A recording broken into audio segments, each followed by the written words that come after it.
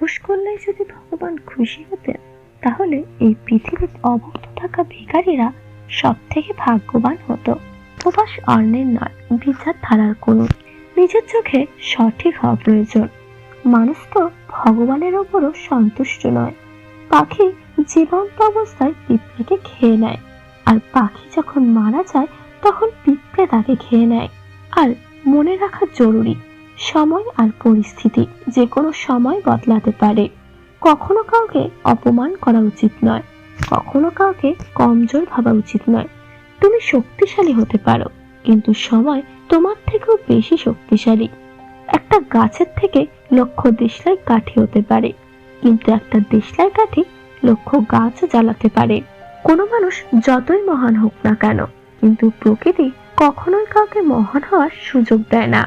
কোকিলকে কণ্ঠ দিয়েছে, কিন্তু রূপ কেড়ে নিয়েছে। রূপ দিল ময়ূরকে, কিন্তু ইচ্ছা কেড়ে নিয়েছে।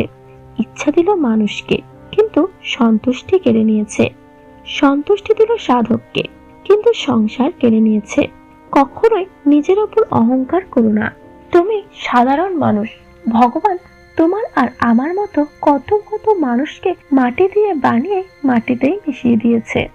জীবনের কঠিন সত্য, যেটা আমরা বুঝতেই চাই না। মানুষ পৃথিবীতে তিনটে জিনিসের জন্য পরিশ্রম করেন: নিজের নাম খ্যাত হোক, নিজের পরিত বস্ত্র সুন্দর হোক, এবং নিজের বাসস্থান সুন্দর হোক। কিন্তু মানুষ মারা যাওয়ার পর ভগবান তার এই তিনটে জিনিসই সর্বপ্রথম কদর ধরে দেন। তা হলো নাম, যা হয়ে যায় স্বর্গীয়; বস্ত্র, সাদা থান বা কফিন; বাসস্থান, শ্মশান।